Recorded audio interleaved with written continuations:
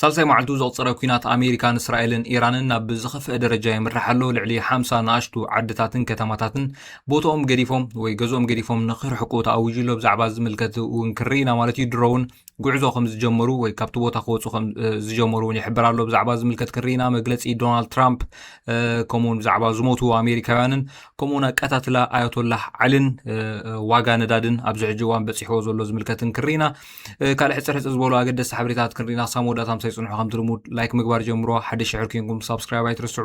እቶም ሳብስክራይብ ዝገበርኩም እውን ናይ ደወል ምልክት ኦን ምግባር ከይትርስዑ ሓበሬታት ኣብ እዋኑ መጠን ክበፅሐኩም። ሳልሳይ መዓልቲ ዘቕፀረ ኩናት ኣሜሪካን እስራኤልን ኢራንን ናብ ዝኸፍአ የምራሕ ኣሎ። እስራኤል ልዕሊ 50 ዓድታት ነበርቲ ሊባኖስ ካብቲ ቦታ ክወፁ ኣዚዛ ኣላ።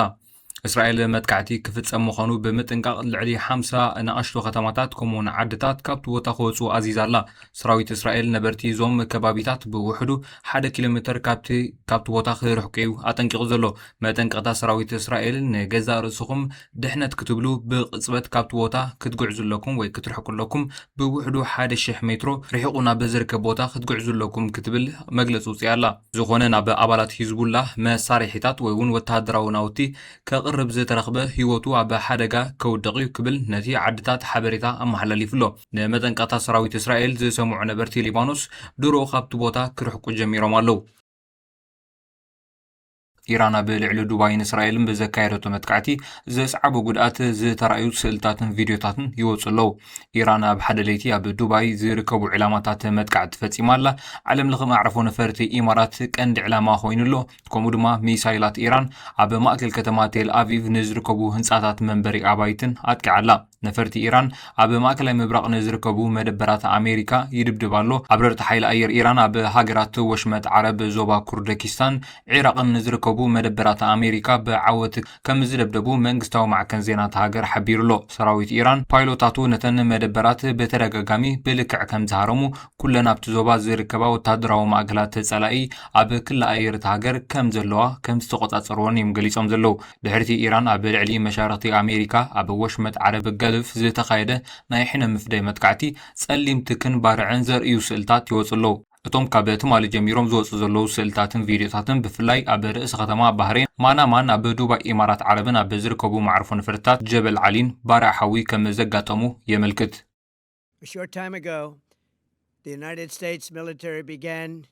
ኩናት ኣሜሪካን እስራኤልን ምስ ኢራን ሳልሳይ መዓልቱ ኣብ ዘቕፀረሉ ብክልቲኦም ወገናት ከቢድ ናይ ነፈርቲ መጥቃዕቲ ይካየድ ኣሎ። ዶናልድ ትራምፕ ኣብ ዘመሓላለፎ ናይ ቪድዮ መልእኽቲ እቲ ኣንጻር ኢራን ዝካየድ ዘሎ ኩናት ኩሉ ዕላማታት ክሳብ ዝዕወት ክቅፅል ምዃኑ እዩ ሓቢሩ ዘሎ። ፕሬዚደንት ኣሜሪካ ኣብ መግለፂ ወሲኹ ብኢራን ዝተፈጸመ መጥቃዕቲ 3 ወታደራት ኣሜሪካ ከም ዝተቐትሉ 5 ከም ዝቆሰሉ ድሕሪ ምግላጹ ካብዝን ላዕሊ ኣሜሪካውያን ክሞቱ ከም ዝኽእሉ እዩ ገሊጹ ዘሎ። ብወገን ኢራን እውን ምስ ኣሜሪካ ኣይንዘራረብን ዝብል መልሲ ተዋሂቡሎ። ሓላፊ ጸጥታ ኢራን ዓሊ ላሪጅን ሃገሩ ምስ ኣሜሪካ ከም ዘይትዛተ ብኤክስ ገሊጹ ኣሎ።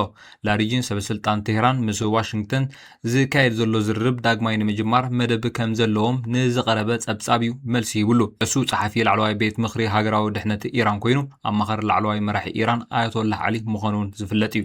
ትማል ሰንበት ኣጋምሸት ሂዝቡላህ ኣብ እስራኤል ሮኬት ድሕሪ ምትኳሱ ቴል ኣቪቭ ኣብ ሊባኖስ ዝርከቡ ዕላማታት መጥቃዕቲ ተካይዳ ኣላ።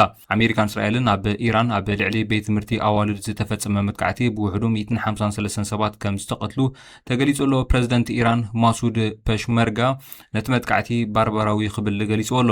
እስራኤል ኣብ ኢራን ዝተፈጸመ መጥቃዕቲ ሚሳይላት ብውሕዱ 9 ሰባት ከም ዝተቐትሉ ገሊጻ ኣላ። እዚ ድማ እቲ ኩናት ካብ ዝጅምር እቲ ዝዓበየ ምዃኑ እያ ገሊጻ ዘላ። ሕቡራት ኢማራት ዓረብ በሶኒ ብኢራን ዝተፈጸመ መጥቃዕቲ 3 ሰባት ከም ዝተቐትሉ ኣብ ባህሬን ኤርቢኤል ዒራቅን ዮርዳኖስን እውን ዓበይቲ ፍንጀራታት ከም ዝተሰምዑ ዝሕብሩ ጸብጻባት ወፂኦም ኣለው። ጀካዚ ኢራን ሓድሽ ኣዛዚ ኮር ሓለዋ ሰውራ ሸይማላ። ሓለዋ ሰውራ ኢራን IRGC ኣሕመድ ሻሃይዲ ሓድሽ ዋና ኣዛዚ ኮይኑ ከም ዝተሸየመ ማዕከን ዜና ሮይተርስ ሓቢረን ኣለዋ። እቲ ቅድሚ ሕጂ ዝነበረ ኣዛዚ ጀነራል መሐመድ ፓክፑር እስራኤልን ኣሜሪካን ኣብ ልዕሊ ኢራን ናይ መጀመርያ መጥቃዕቲ ኣብ ዝገበራሉ ካብቶም ዝተቐትሉ ሰበስልጣን ሓደ እዩ። ዕጡቕ ኣሃዱ ሓለዋ ሰውራ ኢራን ኣብ ኢራን ዝዓበየ ወታደራውን ፖለቲካውን ቁጠባውን ሓይሊ ዘለዎ ኮይኑ ካብቲ ስሩዕ ሰራዊት እቲ ሃገር ዝተፈለየ ተልእኾ ከም ዘለዎ እዩ ዝፍለጥ። ብኻልእ ወገን ሎም ሶኒ ንግሆ ዋጋ ነዳዲ ከም ዝወሰኸ ተገሊጹ ኣሎ። ኣብ ከባቢ መጻወቦ ሆርሞዝ ብውሕዱ ኣብ ልዕሊ 3 መራኸብ መጥቃዕቲ ምስ ኣጋጠመ ኣብ መላእ ዓለም ዋጋ ነዳዲ ወሲኹ ኣሎ።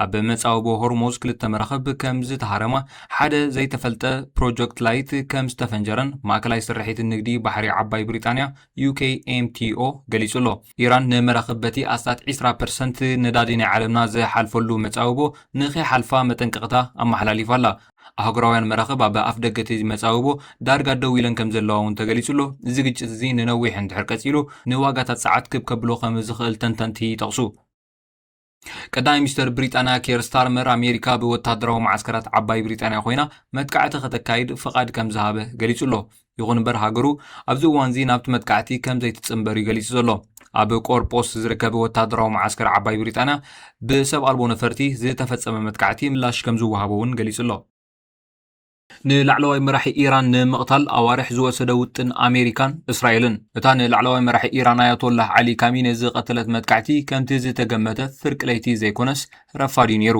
እዚ ዝኾነሉ ምኽንያት ድማ ኣሜሪካን እስራኤልን ቅድሚ ሰዓታት ንዝበፅሐን ወሳኒ ስላያዊ ሓበሬታ ክጥቀማሉ ስለ ዝደለያ እየን ንኣዋርሕ ላዕለወ ሰበስልጣን ኢራን መዓስ ይራኸቡ ዝብል ንምፍላጥ ክከታተሉ ቀንዮም ላዕለዋይ መራሒ ኢራን ኣያቶላህ ዓሊ ካሚኔ ሰንበት ንግሆ ኣብ ማእከል ቴህራን ኣብ ዝርከብ ቀጽሪ ከም ዝኸውን ድማ ፈሊጦም ካልኦት ላዕለወ ሰበስልጣን ኣብ ሓደ እዋን ዝራኸቡሉ ቦታ እውን ብልክዕ ፈሊጦም ነይሮም ኣሜሪካን እስራኤልን ንኣዋርሕ ምንቅስቓስ እቲ ላዕለዋይ መራሒ ክከታተሉ ጸኒሖም እዮም ፕረዚደንት ኣሜሪካ ዶናልድ ትራምፕ ኣብ ማሕበራዊ መራኸቢታቱ ኣብ ዝተርግሑ ጽሑፍ እንታይ ዓይነት ሜላ ተጠቂሞም ዝብል እኳ ኣፋፍኖት እንተሃበ እቲ ዝጥቀሙሉ ዝነበሩ ሜላታት ግን ሕጂ እውን ምስጢር እዩ ዘሎ ካብ ኣዝዩ ረቂቕ ስርዓት ስልያናን ክትትልናን ክሃድም ኣይከኣለን ኢሉ ኣብ ዝሓለፈ ወርሒ ሰነ ኣብ ዝተኻየደ ናይ 12 መዓልታት ኩናት እስራኤልን ኢራንን ምስ ኒክሌራዊ መደብ ኢራን ዝተኣሳሰሩ ተመራመርትን ሰበስልጣንን ዕላማ ኮይኖም ነይሮም እዮም ምንቅስቓስ ውልቀ ሰባት ንምክትታል ድማ እስራኤል ቴሌኮምን ሞባይል ቴሌፎናትን ከም ዝተጠቀመት ተረጋጊጹ እዩ